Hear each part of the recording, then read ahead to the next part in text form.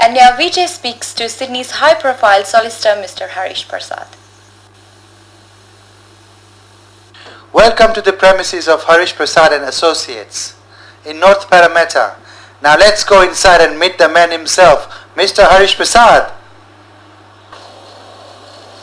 Mr. Harish Prasad, you are a very successful lawyer and a prominent member of the Indian community in Sydney. Welcome to India TV. Thank you, Vijay Jogia.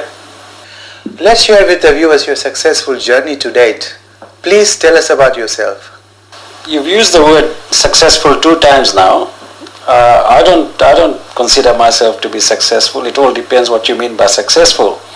I think I'm fortunate in that I've been lucky enough to practice in an Indian community for so long, and I have so many people that support me in my profession. Let's go back a step. You were born in Fiji. What made you come to Australia? I've often wondered about that. I think the first thing was I was fortunate to have middle-class parents. When I was growing up, anyone who could afford to send their children to Australia and New Zealand sent their children overseas. In my case, it was more of an accident. I thought growing up in Fiji, by the time you finish your high school, anyone that had parents who could afford to send people went overseas. I thought, look, I can't be sitting in Fiji while my friends are having a good time in Australia, so with a lot of my friends I decided I was going to come here as well. So tell us about your early days when you arrived in Sydney. I arrived like a lot of Fiji Indians in 1987. I studied here, of course. I qualified in 1985, went back to Fiji, and my ambition was to practice in Fiji. I come from a family who were quite political, and I always had aspirations to return to Fiji and maybe get involved in politics. But when the coup happened in 1987, as you know, thousands of Fiji Indians came to Australia. Some came with visas and some came without visas. And what that meant was there was a great opportunity for someone like me to provide a legal service, especially in the area of migration. And my ability to speak a number of Indian languages, Gujarati, Punjabi, those sorts of things helped me in setting up the practice. I didn't start my own practice right away. Initially I worked for 1 or 2 firms. There's a very successful firm still in Sydney, Marsden's. I worked there for about 1 or 2 years, and then I joined a firm called K-Woods, and I was there for I think some 7 or 8 years. And then I finally decided to start my own practice, and that was about 9 years ago now. So in all, I've been practicing in Parramatta, I think 18 years. I've spent 18 years in Parramatta now. You've asked me what was the conditions that led to me learning Hindi and Punjabi and things like that. For that I have to go back to my beginnings in Fiji. My father had a cinema business. Growing up as a child, I watched movies, day and night, Bollywood movies, and that's where I learned all the different dialects. Because as you know, Fiji Indian is a different language from the proper Hindi. But watching Bollywood movies made me quite proficient in those languages. So I was lucky that as a child I could see movies every day and speak a number of languages. My mother is a Gujarati, so that's where I picked up a bit of Gujarati as well. Growing up as a child in a cinema business, I never thought that I would become a lawyer. But then coming back to what I said earlier, everyone was coming overseas. Lawyers were glamorous people. I think lawyers are still glamorous people. So I thought, well, why not come overseas and study law? And I was lucky that I was able to qualify and become a lawyer. That's good, Mr. Prasad. Can you tell us what other services do you provide to your clients? In my office we have 2 other lawyers, and between the three of us, we cover just about every area of law. It's a general practice. So the run-of-the-mill conveyancing, criminal cases, traffic cases, family law matters, making of wills, just about everything that a lawyer does. It's an exciting profession. I would recommend it to young people if they want to become lawyers. But it's like any other business. As a solicitor practicing out of an office like this, you also have to be a businessman. And as people know, it's not easy to run a business in this country. Mr. Prasad, I understand you also have an office in Liverpool. Yes, indeed. I chose to have an office in Liverpool because, as you know, Liverpool is an Indian centre now. And to me it was important to have an office there where we can provide for the legal needs of the Indians living in the area. Migration law, as you know, is a big area of practice now.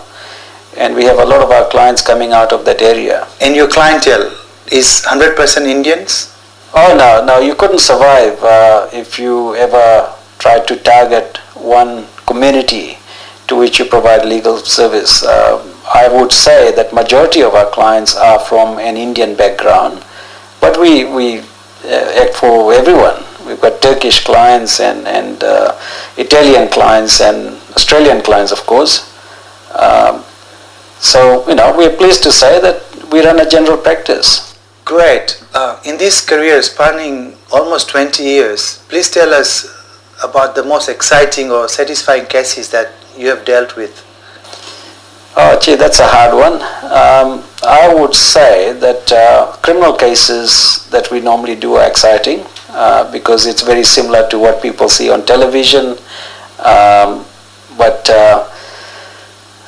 I couldn't talk about details of some of these cases because of, some people may realize what cases I'm talking about. Sure. But I would say one of the most satisfying cases for me was a defamation case I was involved in on behalf of Mahendra Chaudhry, who was Fiji's Prime Minister.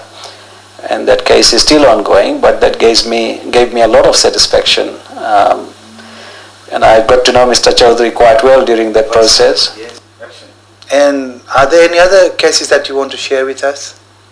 As I said, criminal cases, but I should point out that one of the reasons why we have prospered in our practice is a lot of family law matters. I found that apart from migration law, there is a real need for Indian lawyers as far as family law is concerned, because I find that there is probably a social problem out there now in the Indian community, and I'm generalizing, of course, but a lot of family breakdowns. We do a lot of family law, domestic violence cases, and I find that area quite interesting because I think a lot of community leaders now need to become aware that there's a real need for people to counsel young married couples who are having problems. By and large, the cases I'm involved in proves one thing, that there's a need for counseling, not in the general Australian sense, but because there's a lack of parents, relatives. We don't live in extended families anymore. I'm talking about Indians. They're people who just don't seem to have that support, and that's why a lot of these cases are ending up in court. Thanks. You have just touched on my next question, and that is, what are other factors affecting our community here? Look, generally I think Indians face the same problems that other communities face, but over the years I've noticed that there are more signs of, as a result of marriage breakdowns, children, juveniles, adolescents who are having problems. We're talking about drug problems, alcohol problems, and again I think it's coming down to a breakdown of a family structure and the old-fashioned Indian family structure. So we're no longer living in extended families, and I think there are young families who are crying out for help at the moment, which they don't seem to be getting. And I've acted in a matter recently where a person is in jail and it seems that he was involved in an incident of domestic violence which could have been prevented if the family support was there. So I think if this program is reaching community leaders, I think it's important that they realize that there is a problem which needs to be tackled. So the message is we should stay united. Stay united, have the support structure for young couples who are having marital problems, who are too embarrassed to turn to anyone. Australians generally are happy to go to a counseling service. Indians are too embarrassed to admit to even their close relatives that they've got problems. And it's only when it gets too late, some serious assault or some serious domestic violence incident, following which a person ends up in jail. And that's when the rest of the family members realize that there was some sort of a problem in the first place.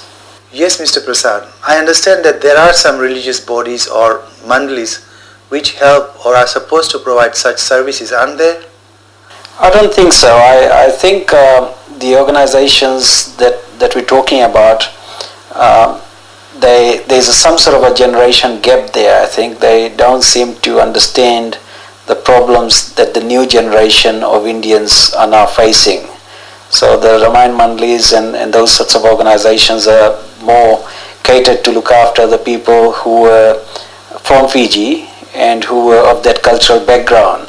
But we're now getting a new generation of young people who are half Australian, if you like, and half Indian. And the Ramayan Mandalis and those sorts of organizations cannot help them.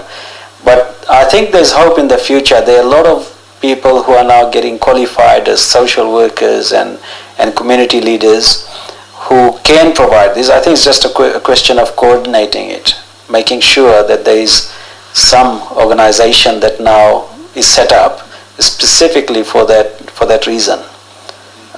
Before it's too late, because I think there's a real problem.